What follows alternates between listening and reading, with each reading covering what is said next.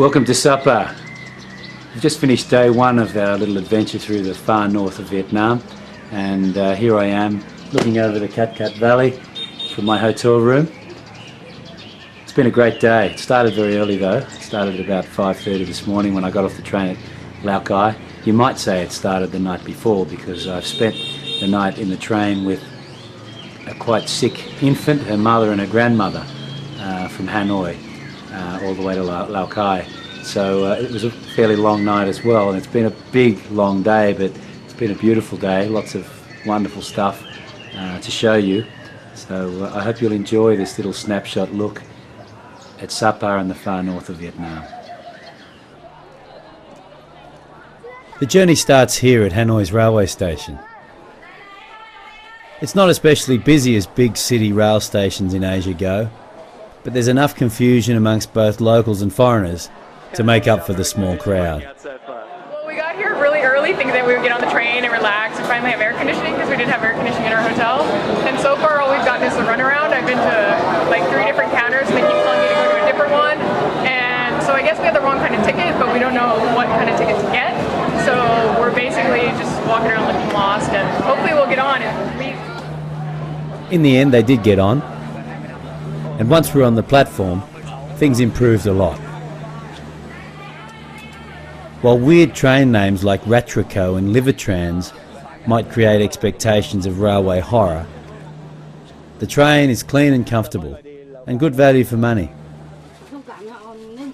My travel companions boarded soon after me, a sick baby, mother and grandma. They'd travel from Lai Châu in the far north to Hanoi so that baby could have a serious liver condition treated, and now they were on their way home. It didn't take me long to get to sleep, and the 8-hour journey of just over 300 kilometres passed quickly. I met my guide, Mr. Tan, and we decided to start our day with a look at Lao Cai town on the Chinese border. Pretty well everyone travelling to Sapa passes through Lao Cai, but very few stop for a look. So right here we are in Vietnam, but if you look towards the left side about is the Red River, and then what's in front about is the Nut Tea River, and China is in the corner between 2 different rivers. China at sunrise. And actually at the worker they transport all the goods from Vietnam to China. That's a lot of stuff. It's a classic border town, and small trade seems to dominate this morning. These bicycles were absolutely packed for the crossing into China.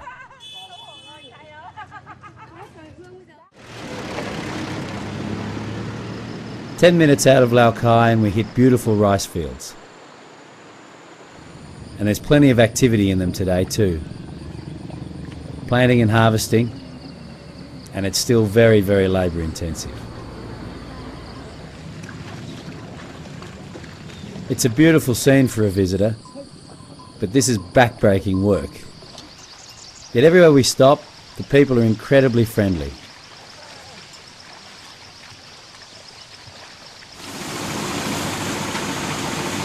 Technology is slowly making its way up here though. In the past couple of years, these threshing machines have been introduced. There's still plenty of manual labour involved, but it beats threshing by hand, which was standard practice until recently, and is still common.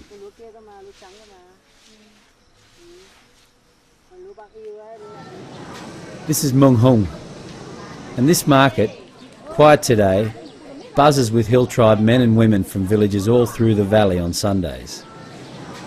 So if you decide to take this longer route, try and make it on a Sunday. From Mung Hung we continue through more beautiful mountain country, terraced rice fields and waterfalls, before arriving in Sapa at around 2 p.m. It's the old church. In the mist. The French took a shine to Sapa in the early 20th century, and by the 1930s there were a couple of 100 villas and a church in what must have been a delightful hill station. By 1950, Ho Chi Minh's Viet Minh had liberated Sapa. 4 whole years before they conquered the French at Dien Bien Phu. Not much remains of the French town though. What the French themselves, the Viet Minh and the Chinese didn't destroy in 20th century battles, developers have demolished in the new millennium. Yet Sapa still feels remarkably good, in spite of becoming a town now focused solely on the tourist dollar. It's harder to call how it'll feel in a few years from now though. Making the late afternoon walk to Cat Cat from Sapa. Pretty much as soon as you get out of the town, you're immediately in much more pleasant surrounds. It is absolutely beautiful here this afternoon. The views around Sapa are breathtaking, but the main draw for travellers is the amazing ethnic diversity in this part of Vietnam. Centuries before the French and the Vietnamese showed any real interest in this region, these hills were dotted with villages inhabited by different montagnard tribes. And it remains that way to this day. Ethnic minorities still make up more than 80% of the population here. The biggest minority group are these people, the Black Hmong. In fact, they're not a minority at all. They make up more than 50% of Sapa's population. You'll meet lots of Black Hmong in Sapa with their distinctive dark blue costumes, both in town and on walks like this one to Cat Cat.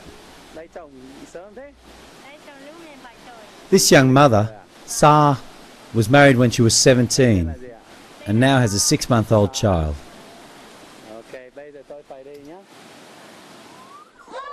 The Montagnard tribes have their own languages and traditions, though Vietnamese is increasingly spoken as a second language.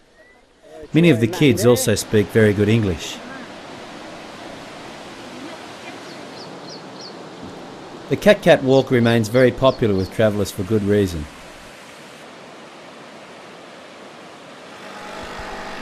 From Cat Cat, we head back into town on the back of motorbikes. Back in town the next morning, it's hard to know what to think about the hill tribe women and girls selling their trademark woven fabric and jewellery outside hotels and on the streets. But there seems to be plenty of fun being had on all sides.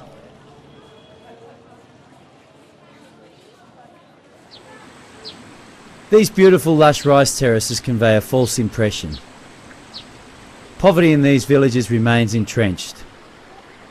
Farmers here can only produce a single rice crop each year.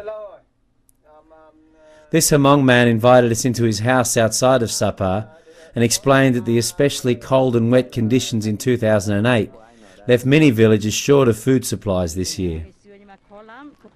We travelled on to the Red Zao village of Ta Phin. In recent years it's become a mandatory shopping stop for tour groups out of Sapa. This woman told me that this had markedly improved the lives of these people.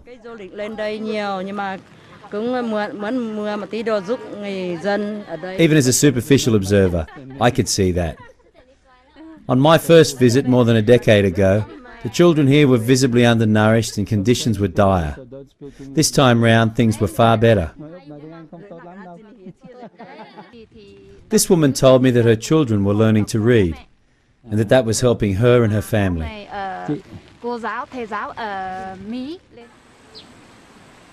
The treks between villages around Sapa are the highlight of any visit. They can be as easy or rigorous as you choose, and you don't have to venture far from the crowds to have some very memorable experiences.